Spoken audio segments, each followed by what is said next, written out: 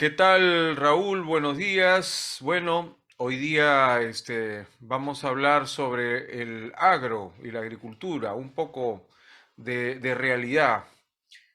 Buenos días, Raúl. Hola Enrique, ¿cómo estás? ¿Qué tal? Sí, me parece interesante el tema, ya que en estos momentos tenemos dos situaciones que se están voceando por ahí, el problema de una supuesta hambruna a nivel mundial y el otro tema, el de los fertilizantes, ¿no? El abastecimiento de fertilizantes que viene golpeando a la economía. Bien, es un tema bastante interesante. Sí, es un tema muy interesante y quiero recordar algo que me acabas de hacer recordar algo muy interesante también. En el año 2000 aproximadamente, el premio Nobel hindú Amartya Sen escribió un libro que se llamaba Desarrollo y Libertad o algo así. Y en él afirma una cosa muy interesante sobre las hambrunas. Obviamente que ha habido hambrunas terribles en el siglo XX. Estamos hablando de hambrunas en las que, por ejemplo, Stalin dejó morir a millones de ucranianos, por eso es que en Ucrania no lo quieren, no miran con desconfianza a los rusos, ¿no? Hubo millones, mira, millones de muertos de hambre. Me parece que tuvieron dos hambrunas en Ucrania y en una de ellas creo que se llama el Oldomor o Lodomor, algo así, murieron algo de 2 millones de hambre, imagínate. Y sin contar con que la otra también hubo otra hambruna que también fue también represalia de los políticos rusos o soviéticos contra los ucranianos.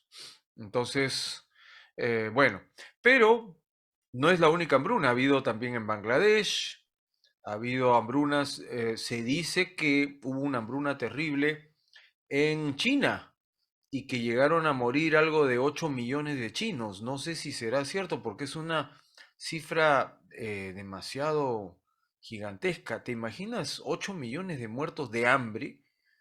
Bueno, en realidad es alarmante eso, ¿no? Ahora 8 millones es una cifra redonda, posiblemente sea más o menos, ¿no? O sea, Sí. son situaciones que ameritan. Pero lo interesante que dice Amartya Sen es que las hambrunas no se deben a escasez de alimentos. Mira lo que No, dice. definitivamente no, no, no. Ahí ingresas al terreno político, ingresas Exacto. al terreno del liderazgo, o sea, son otras situaciones. Acuérdate que el sector agrícola es uno de los sectores muy susceptibles, muy frágiles en cualquier parte del mundo, por muchas razones, especialmente porque son productos perecibles, ¿cierto? Son productos perecibles, son productos estacionales, situaciones estacionales, y lo analizaremos en sucinto. Lo que quería resaltarte es lo siguiente, regresando a nuestra realidad. El Perú, milenariamente, el Perú siempre ha sido minero y agrícola desde nuestros ancestros. Y en las últimas 3 décadas se han dado una serie de ensayos, una serie de situaciones, tratando de resolver obviamente estos problemas, especialmente las agrícolas. Recordemos pues la famosa reforma agraria del gobierno revolucionario por los años 70, 70 y pico, de Velasco Alvarado, ¿no? Esa reforma que hoy en día, pues, ¿qué tenemos de esa reforma? ¿Qué tenemos qué nos dejaron? Me acuerdo que en esa época que se hablaba mucho del latifundio, del minifundio. Incluso hoy en día, tengo entendido que el Poder Judicial todavía tiene resolviendo casos de tenencia o de devoluciones que no se han concluido. Entonces, tenemos pues una situación muy atípica en el Perú con relación al sector agrícola, teniendo en consideración dos cosas, que el sector agrícola es uno de los sectores que más mano de obra requiere, mucha mano de obra. Segundo aspecto, es el que alimenta a un país, es el que alimenta a una nación. Y tercero, habría que hacer una buena diferenciación entre gran agrícola, grandes complejos agricultores y pequeños agricultores. Es igual que la pesca, ¿no? Tú tienes que saber racionar entre la pesca a gran escala con los famosos barcos factoría y con el pescador artesanal. De la misma forma, en el sector agrícola tenemos que saber diferenciar el pequeño agricultor, y el gran agricultor, ¿no? Bajo ese marco, si bien es cierto, han habido logros en el sector agrícola, muy buenos logros que han contribuido al PBI. Tenemos exportaciones, la agroexportación, como ahora exportamos uvas, espárragos, los mangos, la palta, el café. Ya han habido rubros que se han desarrollado. Hay cosas buenas que habría que subrayarlas, y lo que está bueno, aplaudirlo y mejorarlo, pero lo que está malo hay que corregirlo definitivamente. Bien, mira, yo estoy de acuerdo en casi todo, discrepo solamente en una pequeña parte. El Perú no es un país favorecido por la naturaleza para la actividad agrícola, ¿no? Por lo menos no a la agricultura extensiva como hay o como es el caso de Europa, particularmente ahora estamos viendo el caso ucraniano, ¿no? Donde hablamos de agricultura extensiva, ¿no? El Perú no se ha caracterizado por eso, honestamente, la costa es un desierto.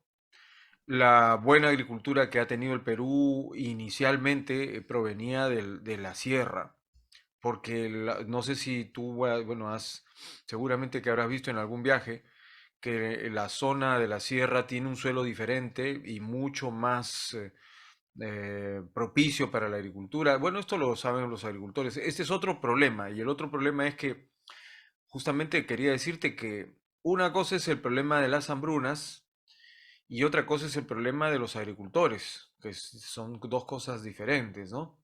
Las hambrunas, como hemos dicho, a veces no tienen relación tanto con el tema de producción, porque aparentemente la producción, o mejor dicho, la escasez, se ve regulada por los mecanismos de mercado, es decir, precio y oferta y demanda.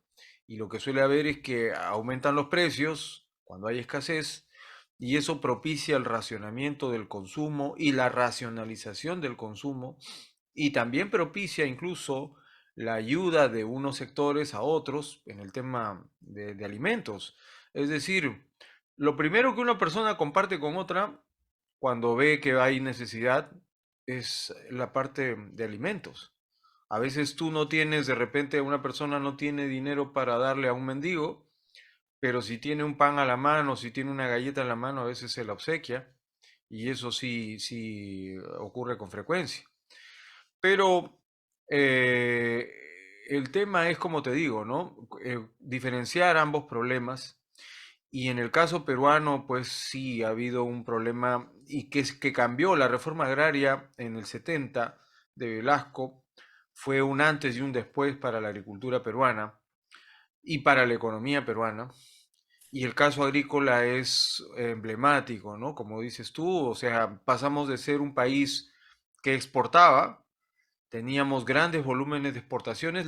Mira, yo leí esto en un libro español, una enciclopedia española antigua de los 70, en donde se decía que el Perú, que la mayor parte, por ejemplo, de las frutas no provenían del Perú, pero sí provenían las frutas más ricas y más sabrosas y mejor y más jugosas. La mejor fruta que decía este libro era la que provenía del Perú, al punto que en otros países se llegó digamos, revivir esta antigua frase que decía vale un Perú, ¿no? Vale un Perú significaba sinónimo de fruta de buena calidad, sinónimo de buena calidad, no de cantidad necesariamente, sino de calidad, ¿no? Y eso era lo que teníamos. Y claro, los antiguos latifundios exportaban pues frutas de buena calidad al resto del mundo, ¿no? Ojo que nosotros, recuerda, no hemos exportado grandes volúmenes como sí exportaba Argentina, como sí exportan de repente, como comercializan los países europeos, donde la agricultura ahí está muy favorecida por el suelo, ¿no? Estados Unidos tiene regiones en donde la agricultura pues se practica en escalas industriales, como bien lo has dicho, ¿no? Pero acá lo que hemos tenido son los pequeños agricultores que han venido después de la reforma agraria por la parcelización de los terrenos agrícolas y bueno, el caso de que hemos sido favorecidos con algunas técnicas buenas, ¿no? Por ejemplo, ahora en Ica se practica mucho lo que es el ganarle el suelo al desierto. En el desierto, por ejemplo, se siembra mucho lo que yo he visto, lo que son cebollas. Hay muchos campos de cebolla. La cebolla es muy propicia para ser cultivada en terrenos arenosos. Pero no solamente ponen eso, sino que ellos traen tierra y practican el riego por goteo. Y en Ica hay muchas uvas, muchas mandarinas, naranjas, muchas frutas, pecanas, y es un polo de desarrollo muy grande que nos permite pues ser líderes en exportación de algunos productos como ya se ha visto, espárragos, por ejemplo. En espárragos llegamos a hacer, creo que el caso del espárrago es interesante, ¿no? Podemos hablar también de eso en algún momento. Sí, sí, así es. Solamente para completar lo que estábamos comentando, Perú tiene dos cosas. No solamente es la parte tierra misma, la costa, sierra, el clima. El clima en muchas circunstancias es propicio para determinado tipo de productos. Acuérdate que en toda la costa hubo época del famoso algodón, ¿no? Era el boom del algodón. Eso para recordar que en algún momento siempre fuimos agrícolas. Bien. Centrando un poco la conversación, es bueno diferenciar entre la agricultura a gran escala y el pequeño agricultor, que debiera haber un marco general para cada uno, si bien es cierto para toda la agricultura, pero siempre hacer una diferenciación en ello. Caso puntual, el problema que se está desarrollando en estos días con relación a los fertilizantes, ¿no? Hay una decisión política de intervenir y traer los fertilizantes para poder distribuir. ¿Cómo es eso? La participación del Estado a través de su decisión de ellos traer los fertilizantes, que dicho sea de paso, hasta ahora no llegan. Bueno, el Estado puede, pues, ayudar un poco a canalizar esa demanda de fertilizantes, aprovechando su poder de negociación, pero no olvidemos que la agricultura es y debe ser, debería ser, un negocio particular, ¿no? En donde los problemas de producción los resuelve, pues, cada empresario a su modo, ¿no? Recordemos que en el caso del espárrago, por ejemplo, hubo muchos pequeños agricultores que llegaron a asociarse y abrieron una oficina, por ejemplo, en Estados Unidos para empezar con sus exportaciones allá. Entonces, asociarse es una forma de llegar a estas economías de escala. El problema es que cuando la agricultura, como tú bien lo has dicho, se diferencia en pequeños y grandes agricultores, los pequeños están muy fragmentados, muy atomizados, no tienen nivel no pueden coordinar sus acciones. Entonces, ¿qué pasa? Mira, yo te explico esto, porque mira, la pregunta viene aquí, ¿no? Yo hago esta pregunta y te doy una respuesta, inicial, ¿no? La pregunta es, ¿por qué los precios de los productos agrícolas suben y bajan constantemente y oscilan de una manera tan grande que muchas veces algunos empresarios y algunos agricultores pierden todo su dinero en alguna cosecha? Y te voy a decir una razón. Tú siembras tomate, el tomate está caro, el precio del tomate está caro y tú dices voy a sembrar tomate porque este es un buen negocio. El precio del tomate es alto. Siembro tomate. Yo que vivo unos 100 kilómetros más allá, digo lo mismo. El tomate está caro. Voy a sembrar tomate. Pero yo no sé que tú estás sembrando tomate. Y más allá hay otro que también dice, ah, yo también voy a sembrar tomate. Y cuando llegue el día de la cosecha, ¿qué crees que va a pasar con el precio del tomate? ¿Mm? El precio del tomate se va a caer abajo. Se va a caer. Mejor se va a caer abajo, obviamente, ¿no? Se va a caer al piso. Se va a caer al nivel mínimo y todos vamos a perder dinero. ¿Qué va a pasar? Que ya no vas a sembrar tomate, tú, ni yo, ni el otro señor de allá. Y cuando llegue el nuevo periodo de cosecha, ¿cuánto tomate va a haber? No, no va a haber tomate. ¿Qué va a pasar con el precio del tomate? Va a subir a las nubes nuevamente, ¿no? Entonces sube, baja. Un modelo, este modelo es un modelo dinámico oscilante y en economía se conoce como oscilación explosiva, es decir, divergente, cuando estas oscilaciones van aumentando, puede hacer una oscilación convergente cuando va disminuyendo a lo largo del tiempo, o puede ser una oscilación permanente, crónica, que, no, que circula en un mismo nivel, ¿no? Entonces, esto los agricultores no lo saben, pero sin embargo los norteamericanos lo han resuelto. Y ya sobre eso podemos hablar en otro momento. A ver qué opinas. Mira, en realidad eso va amarrado con lo que es la perecibilidad de los productos, ¿no? Ujú, correcto. Empezamos esta conversación hablando de que es un sector muy susceptible y una de sus susceptibilidades se basa en lo que son productos perecibles, ¿no? O sea, tiene su periodo de vida, pasas, tiene su estacionalidad también para su trabajo. O sea, es un sector que requiere dos cosas. Requiere mucha capacitación tecnológica y requiere mucha coordinación a nivel de productores, sea a nivel de asociaciones, sea a nivel de cooperativas, donde se pueda desarrollar esos conocimientos y esa tecnología.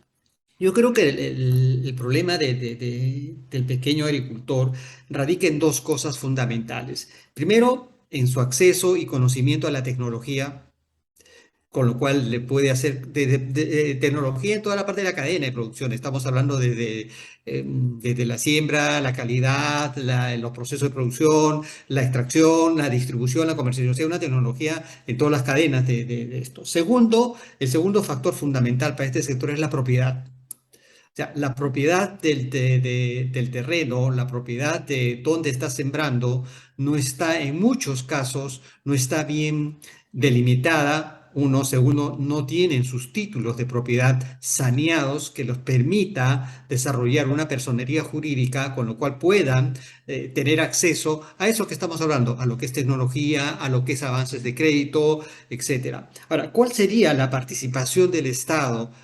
Te había hecho una pregunta en función de eso. Yo creo que el Estado no es, tiene dos razones. Primero, no es negociador, el Estado no es empresario, no es gestor. El Estado debe dar el marco en el cual las empresas y la actividad económica se desarrolle. Debe dar el marco que permita que no haya abusos, entre comillas, de ese sector. Temporalmente, el Estado puede participar con subsidios, como cuando uno tiene una enfermedad y no sabes qué es, mientras te haces tus análisis, te ponen una aspirina o un calmante hasta que se estabilice.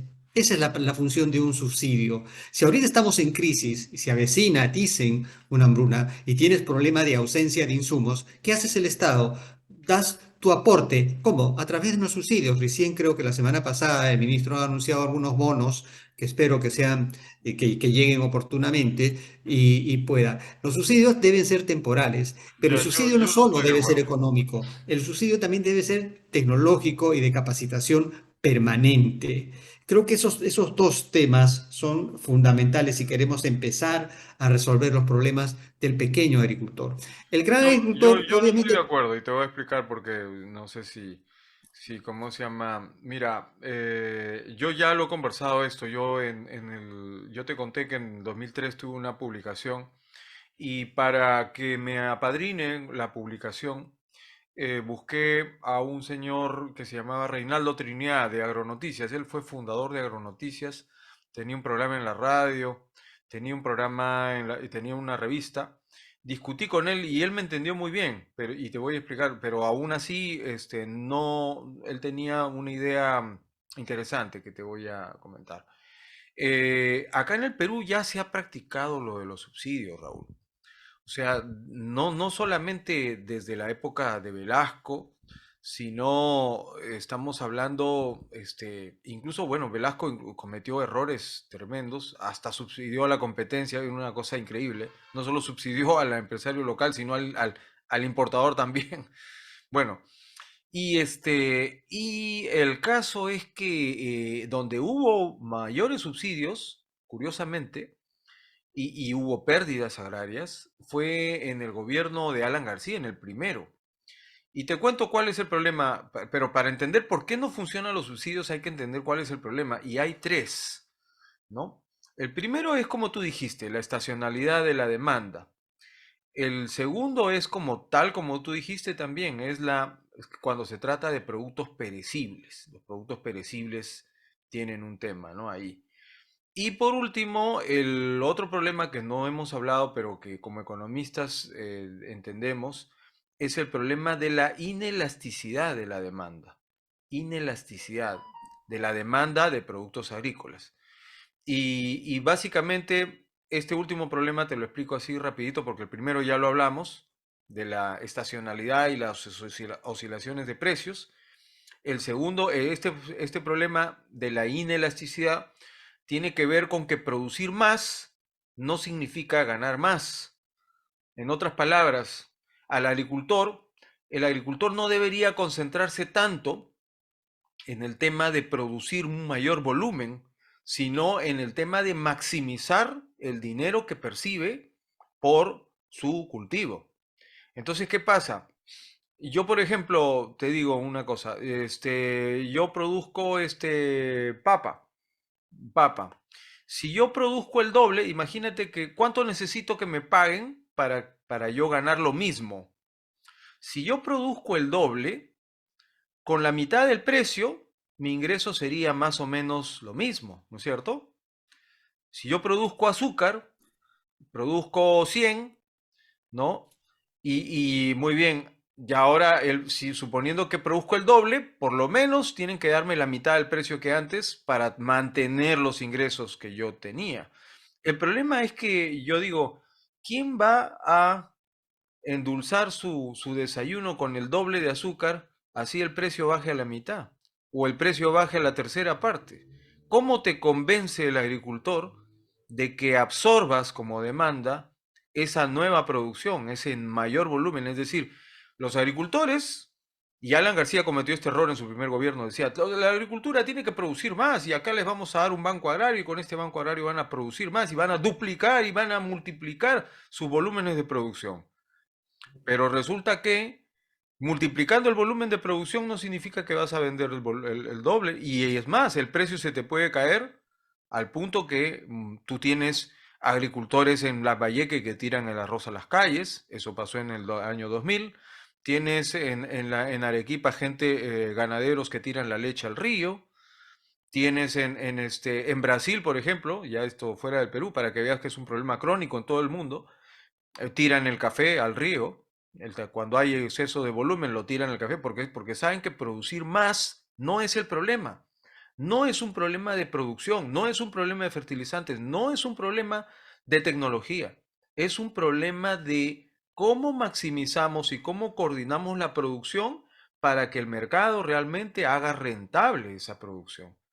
Entonces, no, repito, producir más no es lo más importante. El agricultor y mucha gente que lo ve desde el lado de la ingeniería, desde el lado de la oferta, claro, lo ve así, dice, ay, que bueno, esto se puede hacer así bajando los costos, esto se puede hacer con más financiamiento, esto se puede hacer así con estos fertilizantes, pero y luego, ¿cómo lo vendes?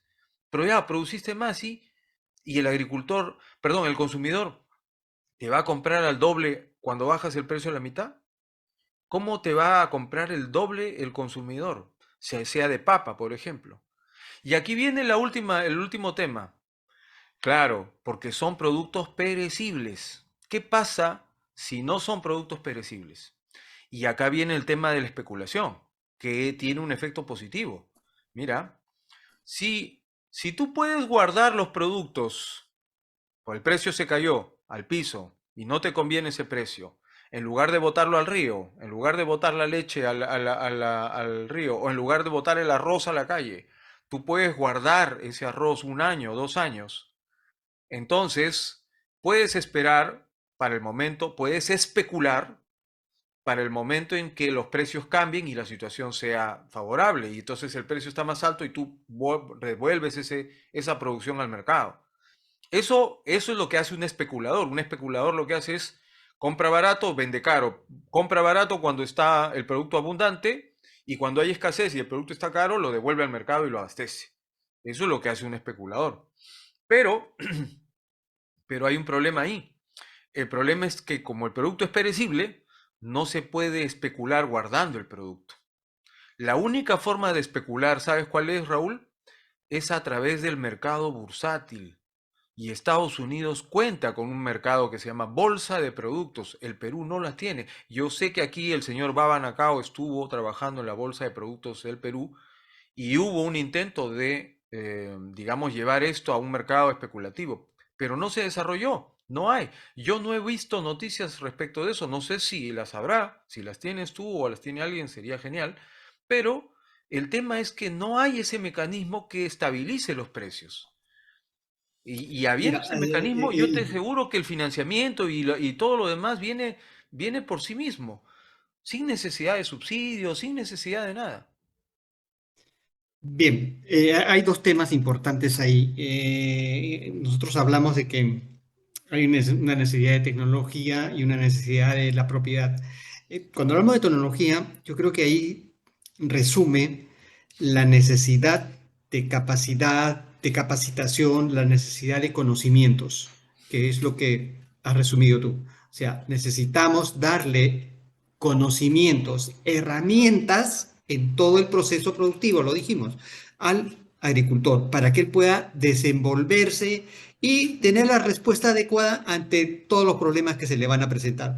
Tiene problemas en el nivel de distribución que aparecen los especuladores, en el problema de canalización o de diversificación de sus productos o alternativas a sus productos. Todo eso se reduce en lo que es capacitación, en lo que es tecnología. O sea, sacarlo un poco del arado, de la tierra y darle capacitación y darle herramientas para que él pueda tener acceso a resolver sus problemas. Parte de ello está el acceso. Tú le hablas a un agricultor de banco o banco agrario, ellos lo ven como la beneficencia, donde van a ir a sacar plata y a ver si devuelves cuando te dé la gana, Eso es lo que me ¿cierto? dijo Reinaldo Trinidad, ¿no? Ellos Sí, querían sí, banco agrario, no les importaba si eso iba nada a ser más, para pero, lo que pero Banco sea. Agrario ¿para qué? Para ir a tocar la puerta, necesito plata y te pago con la cosecha, y si no hay cosecha, pues no te No, pago. no lo invertían, ¿sabes qué hacían?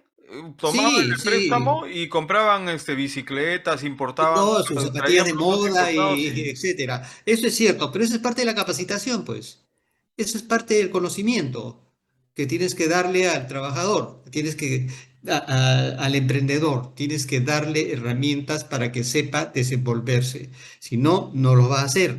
Y parte de eso también entra lo que es la bolsa de los commodities, ¿no? O sea, la venta futuro y algo más. Es interesante esa parte. Yo hablaba de los subsidios en el sentido de que yo soy enemigo de los subsidios. Los subsidios no es bueno, pero temporalmente y direccionado, los subsidios tienen que darse porque si no, estás condenando a muerte a este sector.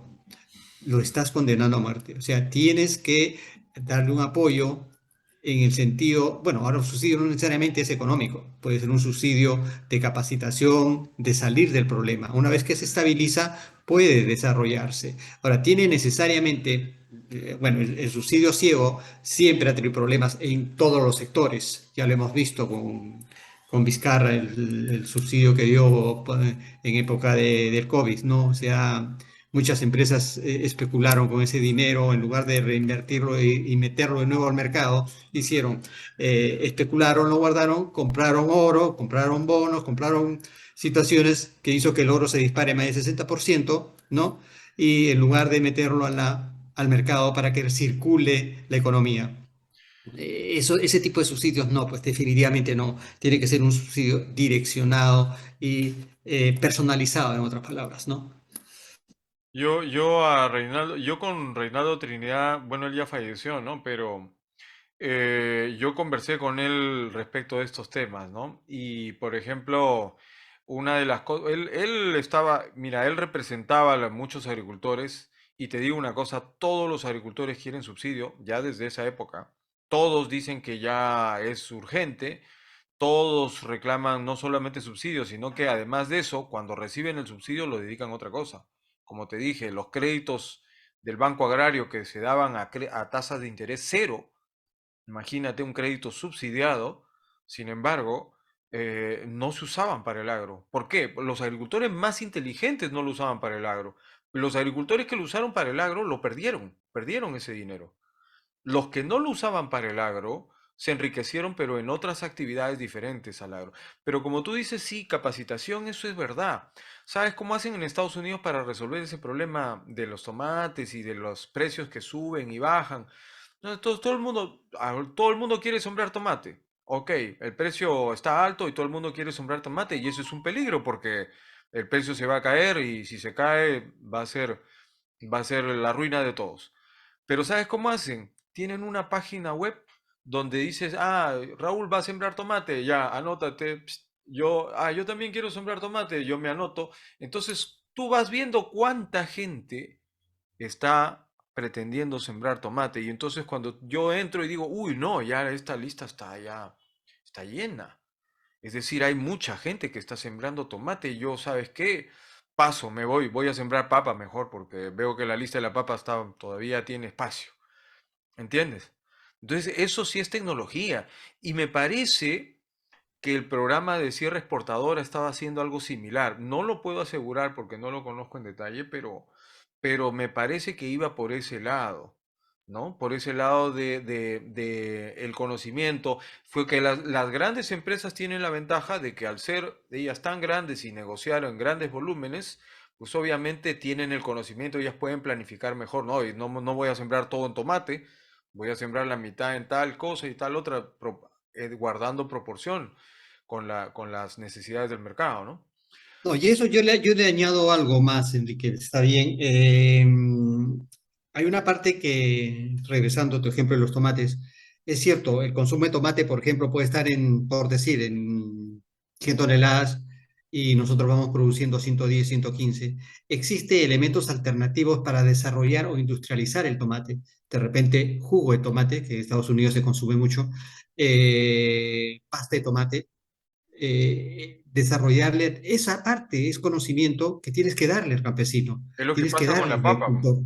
Los Igual con la agricultores de papa, pues papas se quejan, ¿por qué no compran papas? McDonald's no compra papas peruanas, ¿por qué McDonald's invierte 2 millones de dólares en investigación para su papa, la trae frita, perdón, la trae precocida, pelada y cortada, y acá, obviamente, y una misma calidad. Acá tenemos 50 variedades de papa y no hay homogeneidad en el tema. Entonces, lógico, las empresas prefieren una que ya mal conocido a bueno por conocer, ¿no? Además de que las aguas y todo el agua, ¿no? Es el riego, la calidad del agua, todas esas se necesitan certificaciones. Bueno, te dejo para que hagas un comentario final. bueno, Este, sí, este tema agrícola es bastante extenso, es como lo dijimos al principio, es muy su generis, muy especial por las aristas que se maneja en él.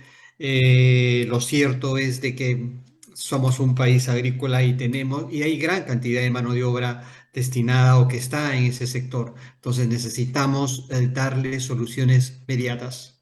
¿Ok? Un correcto, saludo.